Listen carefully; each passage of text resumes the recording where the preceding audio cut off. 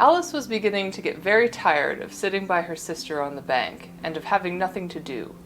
Once or twice she had peeped into the book her sister was reading, but it had no pictures or conversations in it, and what is the use of a book, thought Alice, without pictures or conversations? So she was considering, in her own mind, as well as she could, for the hot day made her feel very sleepy and stupid, whether the pleasure of making a daisy chain would be worth the trouble of getting up and picking the daisies, when suddenly a white rabbit with pink eyes ran close by her. There was nothing so very remarkable in all that, nor did Alice think so very much out of the way to hear the rabbit say to itself, oh dear, I shall be late." When she thought it over afterwards, it occurred to her that she ought to have wondered at this, but at the time it all seemed quite natural. But when the rabbit actually took a watch out of its waistcoat pocket and looked at it, and then hurried on, Alice started to her feet, for it flashed across her mind that she had never before seen a rabbit with either a waistcoat pocket or a watch to take out of it, and, burning with curiosity, she ran across the field after it, and fortunately was just in time to see it pop down a large rabbit hole under the hedge. In another moment down went Alice after it, never once considering how in the world she was going to get out again. The rabbit hole went straight on like a tunnel for some way, and then dipped suddenly down, so suddenly that Alice had not a moment to think about stopping herself before she found herself falling down a very, very deep well. Either the well was very deep, or she fell very slowly, for she had plenty of time as she went down to look about her and to wonder what was going to happen next. First, she tried to look down and made sure that she was coming to, but it was too dark to see anything. And then she looked at the sides of the well and noticed that they were filled with cupboards and bookshelves, and here she saw maps and pictures hung upon the pegs. She took down a jar from one of the shelves as she passed. It was labeled orange marmalade, but to her great disappointment it was empty. She did not like to drop the jar for fear of killing somebody, so she managed to put it back onto one of the cupboards as she fell past. Well, thought Alice to herself, after such a fall as this I shall think nothing of tumbling down the stairs. How brave they'll all think of me at home. Why, I wouldn't say anything about it, even if I fell off the top of the house, which was very likely true. Down, down, down. Would the fall never come to an end? I wonder how many miles I've fallen by this time, she said aloud. I must be getting somewhere near the center of the earth. Let me see. That would be 4,000 miles down, I think. For you see, Alice had learned several things of this sort in her lessons in the schoolroom, and though this was not a very good opportunity for showing off her knowledge, as there was no one there to listen to her, still it was good practice to say it over. Yes, that's about the right distance. But then I wonder what latitude and longitude I've got to go. Alice had no idea what latitude was, or longitude either, but thought they were nice grand words to say. At the rabbit.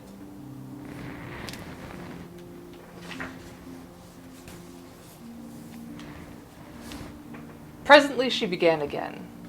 I wonder if I shall fall right through the earth. How funny it'll seem to come out among the people that walk with their heads downward. The antipathies, I think. She was rather glad that there was no one listening, this time, as it didn't sound like the right word. But I shall have to ask them what the name of the country is. You know. Please, ma'am, is this New Zealand or Australia? And then she tried to curtsy as she spoke. Fancy curtsying as you're falling through the air. Do you think you could manage it? And what an ignorant little girl she'll think me for asking. No, it'll never do to ask. Perhaps I shall see it written up somewhere. Down, down, down. There was nothing else to do, so Alice soon began talking again. Dinah'll miss me very much tonight, I should think. Dinah was the cat. I hope they'll remember her saucer of milk at tea time. Dinah, my dear, I wish you were down here with me. There are no mice in the air, I'm afraid, but you might catch a bat. And there's very likely a mouse, you know. But do cats eat bats, I wonder? And here Alice began to get rather sleepy, and went on to say to herself in a dreamy sort of way, do cats eat bats? Do cats eat bats? And sometimes, do bats eat cats? For you see, as she couldn't answer either of the questions, it didn't matter much which way she put it. She felt that she was dozing off, and had just begun to dream that she was walking hand in hand with Dinah the cat, and saying to her very earnestly, now, Dinah, tell me the truth. Did you ever eat a bat? When suddenly, thump! Thump!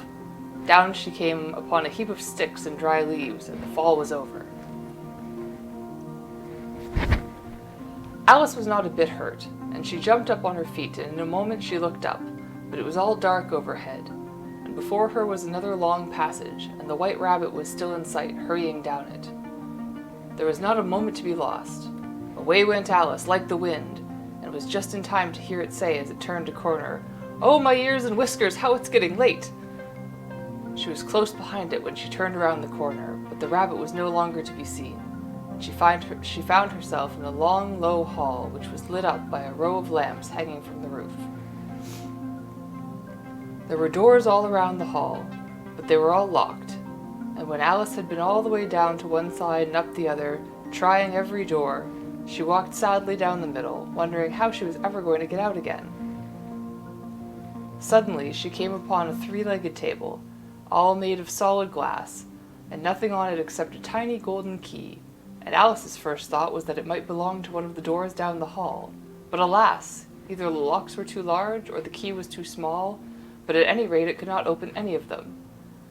However, on the second time round, she came upon a low curtain she had not noticed before, and behind it was a little door about 15 inches high. She tried the little golden key in the lock, and to her great delight it fitted. Alice opened the door, and found that it led to a small passage, not much larger than a rat hole. She knelt down and looked down the passage into the loveliest garden you'd ever seen. How she longed to get out of this dark hall and wander among those beds of bright flowers and those cool fountains, but she could not even get her head through the doorway. And even if my head would go through, thought poor Alice, it would be of very little use without my shoulders. Oh, how I wish I could shut up like a telescope. I think I could if I only knew how to begin. For you see, so many out-of-the-way things that had happened lately, Alice had begun to think that very few things were indeed really impossible. There seemed to be no use in waiting by the little door, so she went back to the table, half hoping she might find another key on it, or at any rate, a book of rules for shutting up people like telescopes. But this time she found a little bottle on it, which was certainly not here before, said Alice. Round the neck of the bottle was a paper label with the words, "Drink me," beautifully printed on it in large letters. It was all very well to say "drink me," but the wise little Alice was not going to do that in a hurry. No, I'll look first, she said, and see whether it's marked poison or not. For she had read several nice little histories about children who had gotten burnt and eaten up by wild beasts and other unpleasant things, all because they would not remember the simple rules their friends had taught them, such as that a red-hot poker will burn you if you hold it too long, and that you will cut your finger very deeply with a knife, and it usually bleeds, and she had never forgotten that, if you drink too much from a bottle marked poison, it's almost certain to disagree with you sooner or later. However, this bottle was not marked poison, so Alice ventured to taste it, and finding it very nice, it had, in fact, a sort of a mixed flavor of a cherry tart, custard, pineapple, roast turkey, toffee, and hot buttered toast, and she very soon finished it off.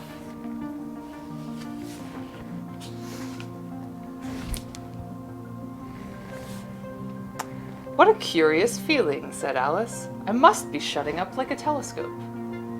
And so it was indeed. Now she was only 10 inches high, and her face brightened up at the thought that she was now the right size for going through the little door in the lovely garden. First, however, she waited for a few minutes to see that she was not going to shrink any further. She felt a little nervous about this, for it might end, you know, Alice said to herself, in my going out altogether like a candle. I wonder what it should be like then, and she tried to fancy what the flame of a candle is like after a candle is blown out, for she could not remember having ever seen such a thing. After a while, finding that nothing more had happened, she had decided on going into the garden at once. But alas for poor Alice! When she got to the door, she found that she had forgotten the little golden key, and when she went back to the table for it, she found she could not possibly reach it. She could see it quite plainly through the glass, and she tried her best to climb up onto the legs of the table, but it was too slippery. And when she had tired herself out with trying, the poor little thing sat down and cried. "Come, there's no use in crying like that," said Alice to herself rather sharply. "I advise you to leave it off this minute." She generally gave herself very good advice, though she seldom followed it. And sometimes she scolded herself so severely as to bring tears to her eyes, and once she remembered trying to box her own ears for having cheated herself in a game of croquet that she was playing against herself, for this curious child was very fond of pretending to be two people. "But it's no use now," thought poor Alice, "to pretend to be two people. Why, there's hardly enough of me left to make me one respectable person." Soon her eye fell on a little glass box that was lying underneath the table. She opened it and found in it a very small cake, on which the words "Eat me" were beautifully marked in currants. "Well, I'll eat it," said Alice, "and if it makes me grow larger I can reach the key, and if it makes me grow smaller I can creep under the door. So either way I'll get into the garden, and I don't care which happens." She ate a little bit, and she said anxiously to herself, "Which way? Which way?" holding her hand on top of her head to feel which way it was growing, and she was quite surprised to find that she had remained the same size. To be sure, this generally happens when one eats cake, but Alice had gotten so much in the way of expecting nothing but out-of-the-way things to happen that it seemed quite dull and stupid for life to go on in one of the common way. So she set to work, and she soon finished the cake.